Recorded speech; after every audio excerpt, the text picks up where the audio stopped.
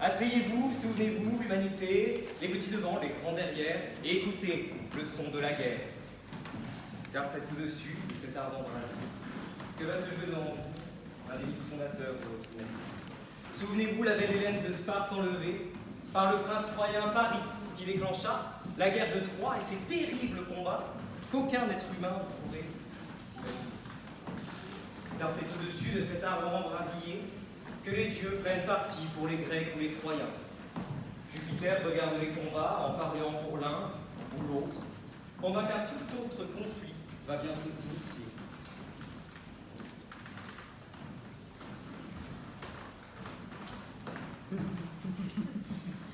Merci. Jupiter, allez-vous regarder la guerre longtemps sans y participer? Ah mais Tétis, je participe.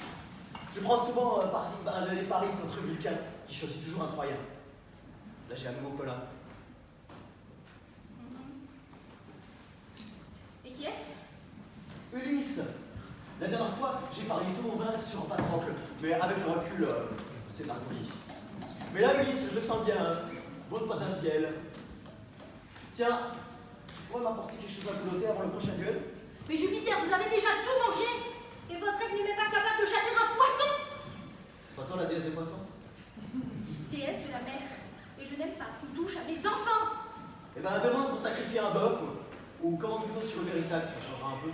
Mais il vous reste des morceaux de saumon sacrifiés dans votre barbe. Ah! Quoi, tu vois pas qu'il y a duel là? Ah oui, c'est quelle rencontre? Achille contre Hector. Hector a tué Patrocle, Achille est en colère. C'est duel retour. Un duel Xenos important pour la fin de la saison 1. Oh, 2-1 pour Achille. Bah, à ce propos, patron, j'ai vu Qu'as-tu vu de tes yeux d'aigle? votre amante Tétis. Elle a quitté la pièce en vous insultant. Et avec tout le respect que je vous donne, monsieur, et que je vous dois, hein, je trouve quand même que c'est une sacrée gredine. Dis donc, je te permets pas. Oui. Tant que son fils sera toujours vivant, elle me suppliera d'épargner. En attendant, je peux demander ce que je veux. Attends, elle revient, casse-toi.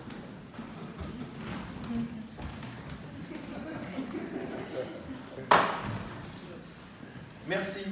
As-tu pensé à nettoyer le nuage? Il est plein de poussière là. Mais Jupiter, mais intervenez dans cette guerre et sauvez Achille, mon fils. Cela c'est juré. Un oracle m'a dit. Non, je peux pas. Je vous en supplie d'intervenir. Tétis, Achille est un grand garçon. Il n'a pas besoin de moi.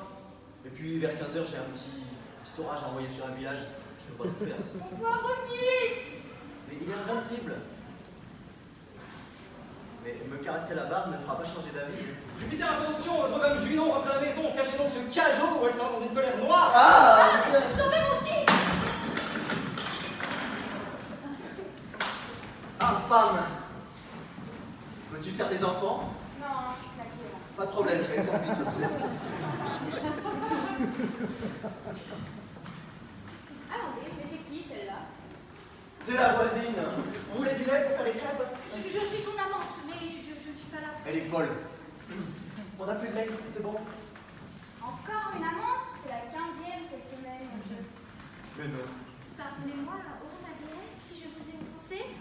Mais non, mais c'est pas vous le problème, c'est cet homme-là, réré, machiste, phallocrate. Vous voyez, je lui ai dit. Non, par contre, vous ne lui dites rien, c'est moi qui lui dis.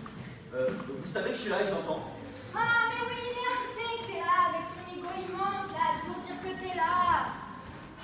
Certes, Monsieur Jupiter a le pouvoir de faire tomber la foudre, certes, Monsieur Jupiter est plus grand que 3 maisons empilées, mais Monsieur Jupiter ne sait pas faire cuire un cake. Et surtout, il a peur qu'un jour maudit, une femme prenne son trône.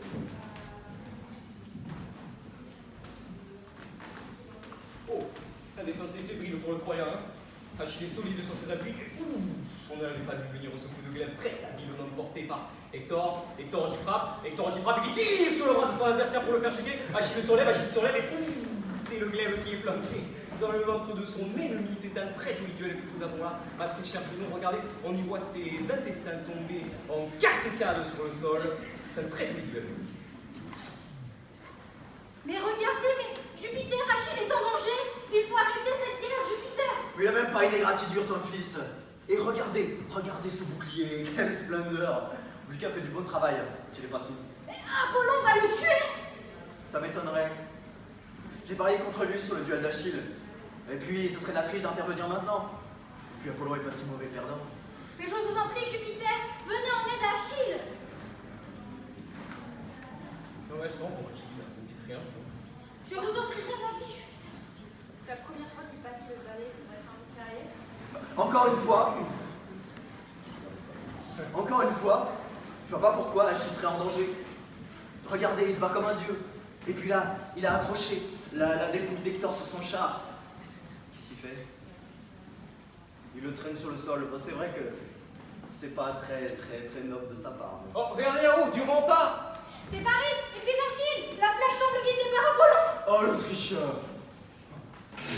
Mon fils!